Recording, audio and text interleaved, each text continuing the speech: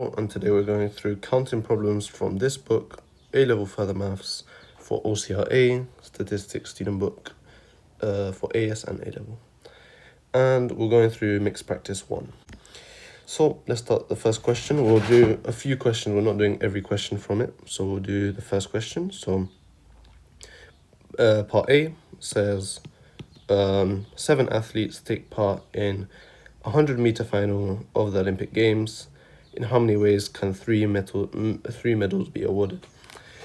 So we have 7 athletes, and you can permute this into 3 ways because the order does matter. So when you use the p function, the order does matter, and you'll get 210 ways of permuting 7 athletes into three medals. Then let's do part B. Usain uses his answer in part A to claim the probability of the medals going to Anna, so let's say A, Betty, B, and Kiara, C, is 1/35. Explain how Usain found this figure. So let's do part I. If we assume that Anna, Betty, and Kiara all won the medals, we would have 3 medals going A, B, C, and we can rearrange this 3 factorial times. So this is them winning, the number of ways if they won. And the total number of ways of them, of the 7 athletes getting the medals is, as we said before, 210. So the probability will just be the number of ways when they won over 210, assuming they have the same probability. And this we get over 35. And part II, so what is the flaw in Usain's logic? So we can just say that Usain assumed the same probability of all of them getting the medals, which in reality it would probably be different for, like, if different athletes have different abilities and some are stronger, some are better, and they are more likely to win than other athletes. So he assumed that the probability of every athlete is the same of winning. So probability of all athletes are the same. Now let's go on to another question from this same book. And question 5, we're going to skip through the questions because I found the questions that were most interesting and the hardest to do. So, and we'll go into some very hard questions later and try to make them easy to understand. So question 5, what is the probability that a randomly chosen permutation of carousel starts and ends with a consonant? So for the probability, we're going to find the total number of ways you can even arrange carousel, which is just 8 factorial, because carousel has 8 letters in its word, and the number of ways we can rearrange given that it starts and ends with a consonant. So we have C, R, S, and L, so we have 4 consonants, and we can rearrange them into the start and the end, so permute them into 2 places, which is the start and the end. And then we have to rearrange the rest of the words inside. So we have 6 words remaining. So we just permute them 6 factorial ways in the middle. And this is the number of ways you can permute the word carousel, given that they start and end with a consonant. And the probability will just be this, the number of ways you can do that, given that they start and end with a consonant, over the total number of ways you could do it without any restriction. And this is equal to 3/14. Okay, that's it. Let's go on to the next question. Question 9, a committee of 5 children is selected from a group of 12 children. Find the probability that the 2 youngest children are not randomly chosen in the committee. So this committee of 5, the order doesn't really matter in which way they're chosen, because it's just a committee and you put all the, so let's draw it out. You just have a committee of 5 people and you put 12 children in here. So we'll do the total number of ways, because we're looking for probability. Total number of ways would be 12. Choose 5 people to put them into the committee. And this is the total number of ways you can order or choose a committee out of the 12 children.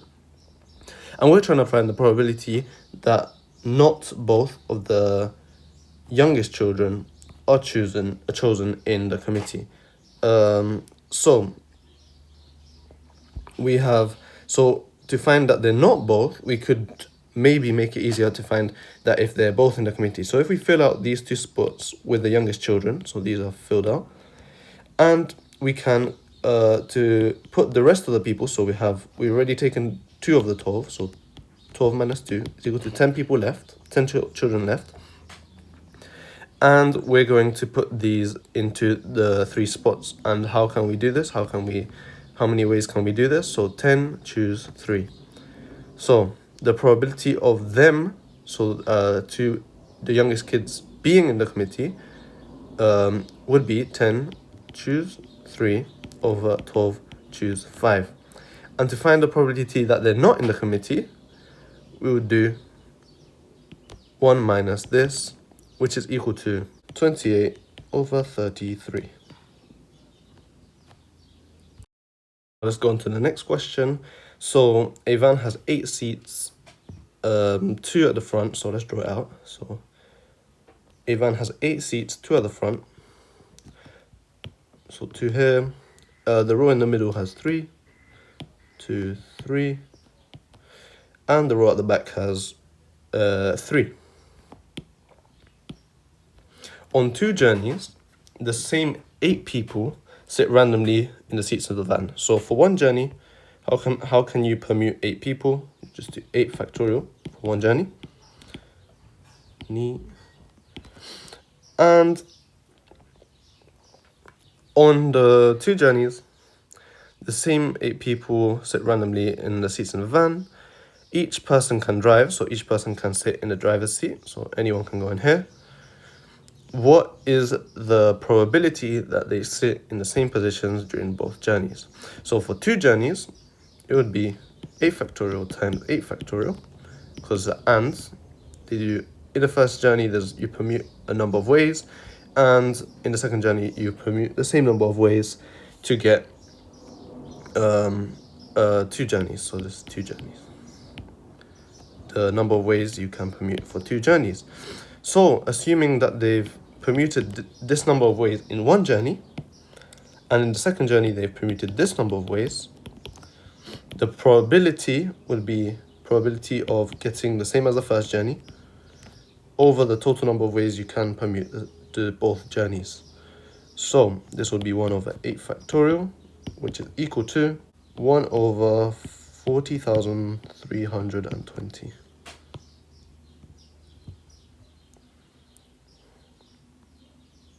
Now let's go on to the next question. Question 13. 5 girls, Anna, Beth, Carol, Dasha, and Elena, stand in a line. State how many permutations are possible in which Anna stands at one end of the line, so she can stand either at this end of the line, 1, 2, 3, 4, there's 5 people, so yeah, 5, or she can stand at the other end of the line, like this. So what is the probability? So for each scenario, you have to permute this many, the rest of the girls into these places. So Anna's here, Anna's here. So this would be 4 factorial times 1 permute into one place, which is 1. And then for this one would be, again, 4 factorial to permute the rest of the girls, 4 factorial times 1 permute 1. And to get because you're doing this one or this one, you'll do 4 factorial, because this is equal to 1, by the way. This is equal to 1 for both of these. So 4 factorial plus 4 factorial, which is 2 times 4 factorial. This is the number of ways that Anna could be at one end, and this is equal to 48. Now it's asking for the probability that Anna is not at either end, or the number of ways that Anna is not at either end. So for this, we can just find, so this is part II of part A. We can find the total number of ways that you can permute without any restrictions. So you'll do 5 factorial. And we'll do this, take away the number of ways that she is at either end, which is 48. And we will get 72. And this is the number of ways that she's not at either end. So now part B asks, What is the probability in a randomly chosen arrangement that Anna is on the left, so Anna is on the left of the line, so we have 4 more, or Elena's on the right, or both, so Anna's on the left and Elena's on the right. So for this, we will need to draw a Venn diagram. So we'll have, this is Anna being on the left, and another one where Elena is on the right, and this is both. So let's find, so the probability, so the number of arrangements where Anna is on the left would be what we found before, which is just 4 factorial. The number of arrangements where Elena is on the right is also 4 factorial, because we have to arrange the rest of these into these other 4 factorial ways. And for both of them, it would be 3 factorial, yeah, because you have these, the Anna and Elena determined, and the rest need to be rearranged into 3 factorial ways. Now, because 4 factorial includes this whole area here, and 4 factorial includes this whole area here, to get rid of, so we have, if we add both of these, we're going to get an extra of this area here. So this area we're going to get extra if we add the 4 factorial. So if we do 4 factorial plus 4 factorial, we're just going to get an extra of this area here. So what we need to do is take away 3 factorial, which is equal to 42. And to understand why we take this away is because we include the area for this one and we also include the area for this one. So we're going to have 2 of this area. So we need to take away one of these areas, which is the 3 factorial, to get 42. And now we have, these are the number of arrangements that you can get for this, any of these scenarios, because they're or for each one. They're all for each one. So you could either get this or this or this. And so now we have the number of arrangements that we have for this. To find the probability, we will do this over the total number of arrangements. So 42 over 5 factorial, so arranging everyone into each of these 5 separately without any restrictions, which is equal to 21 over 60, as it says in the answers in the book, which can be simplified to 7 over 20. And this is our final answer. Question 15, so it says a doctor's waiting room, there are 14 seats in a row, 8 people are waiting to be seen. How many ways can they be seated? So if the seating arrangement does matter, we'll do 14, permute this with 8, because we have 8 people, and this is equal to 121, 0, 8, 0, 9, 6, 0. And so that's part A. Part B. Now, yeah, so this is part A.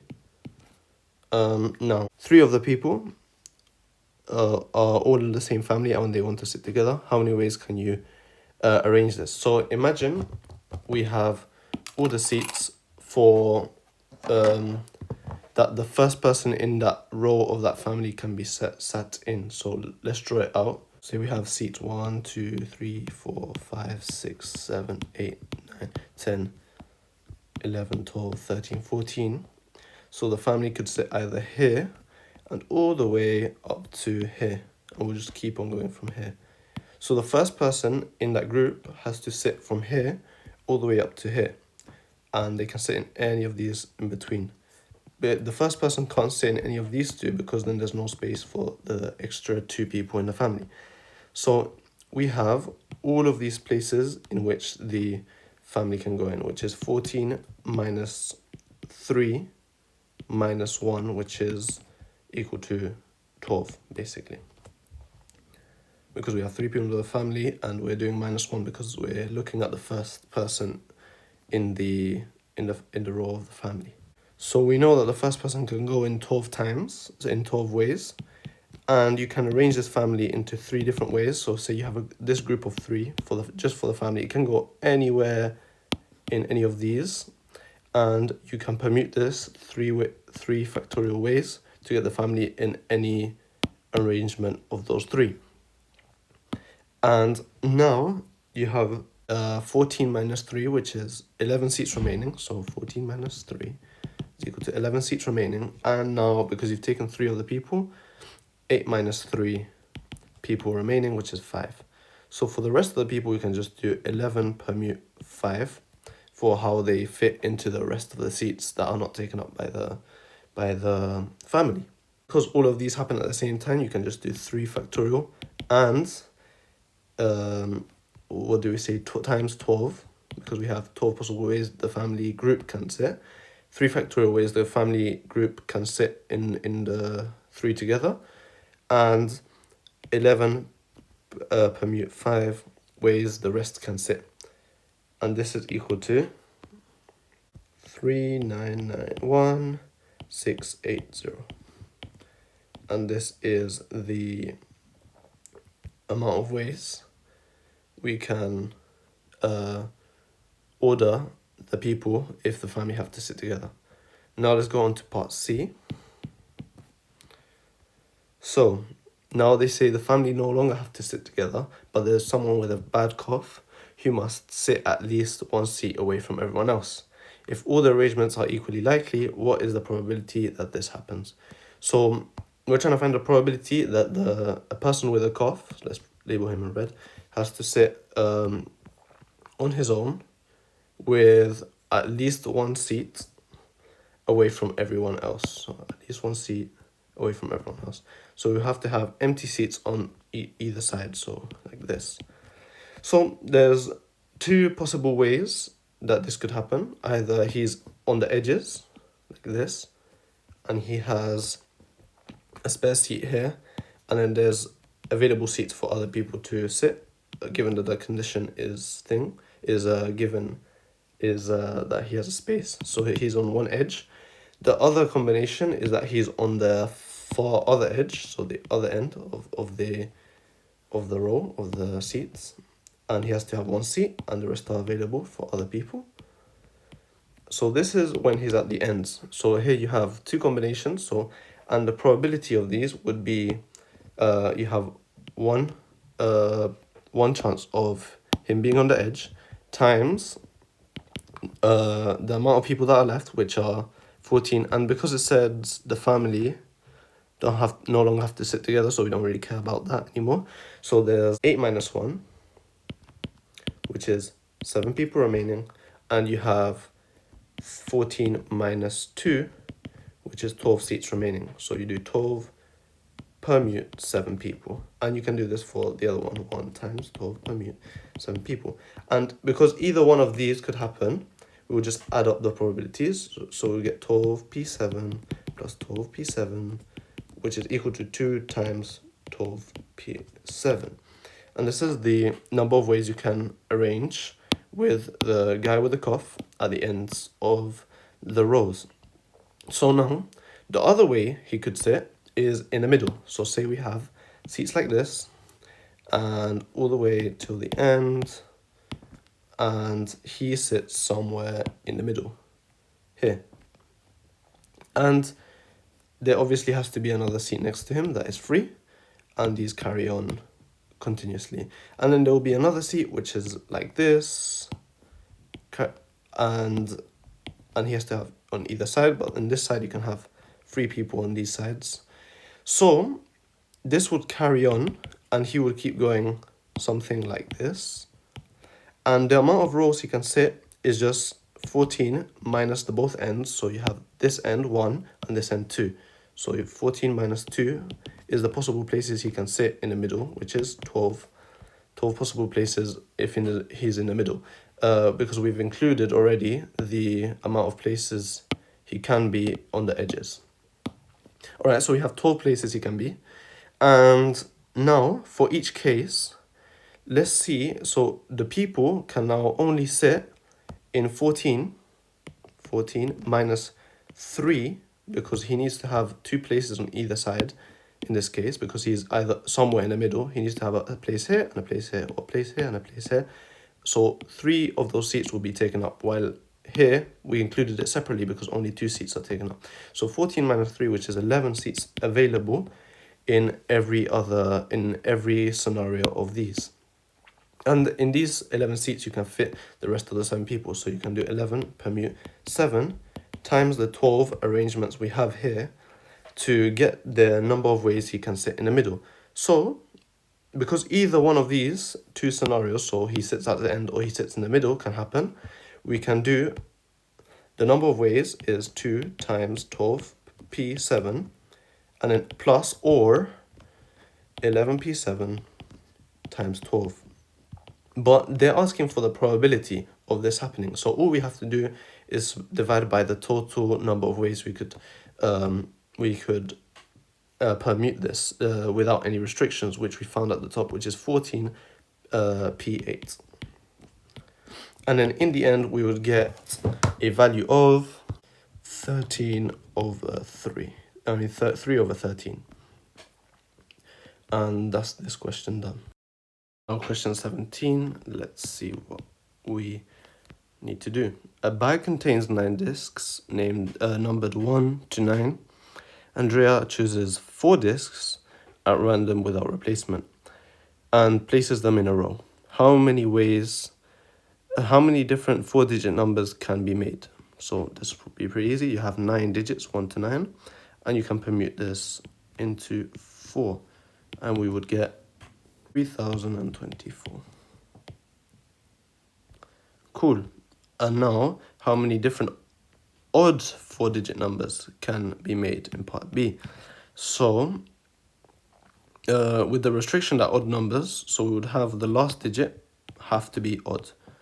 And we have how many odd digits? We have 1, 3, 5, 7, 9, which are 5 odd digits. So we'll have 5 digits which can be permuted into 1 spot times the rest of the digits. We'll have 9 minus 1, which is equal to 8 digits left. 8 permute into the rest of the places, which is 3 places left to put the remaining digits, like this.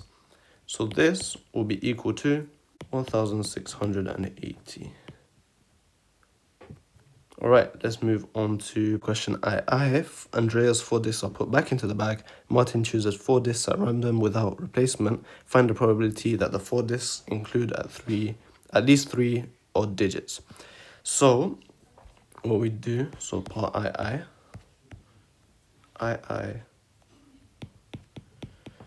part A, and so we know that, so there's 2 possibilities. There's either 3 odd and 1 even, or 4 odd, because it's at least 3 odd in the 4 digits. So for 3 odd, we have 5 odd numbers, and we choose 3, and then we need 1 even, so we have a few numbers left. We have 1, 2, 3, 4 even, so we can do 4, choose 1, and now times, we permute this, so 4 factorial. We can do this in any arrangement, so that's why we do the 4 factorial. Now, for 4 odd, so this is for 3 odd and 1 even. For 4 odd, we would have 5 choose 4 times 4 factorial, which is the same as 5p4. It's good to know that n choose r times r factorial is the same as npr. It's good to know that. And now we have the chances, or the number of ways that this can happen, given that there's more than at least 3 odds. So we will do 5 choose 3 times 4 choose 1 times 4 factorial plus, so or the 4 odd, we have 4 odd, at least 3 odd, or 4 odd to have at least 3 odd times 4 factorial. And this is the number of ways we can have with at least 3 odd. So to find the probability, we will do this divided by the total, and the total number of ways was 9p4. and this is equal to 5 over 14, and remember this can be written as 5p4. Cool. Now let's move on to part B. So the 4 digits add up to 28. So to part B. So to add up to 28, we can start off with large numbers. So 9 plus 8 plus 7, which is equal to 24. And then we need 4 more. So we just add 4 to get 28. This is equal to 28. And then we could get 9 plus 8 plus 6 plus 5, which is the same, but we did 7 minus 1, so we added the 1 onto this side, and then we got this. So and this is also equal to 28. So these are the only 2 ways you can get arrangement of these 4 digits to get 28. So any of these 2. So we have these 2, and then you can arrange these digits into 4 factorial ways. So you do 2 times 4 factorial, which is equal to 48. And now, because they're asking for the probability that they add up to 28, so we'll just do it over the total, which is 48 over 9p4, which is equal to 1 over 63. And that's the final answer. And that's it for today. Thanks for watching. That's all the questions we've done.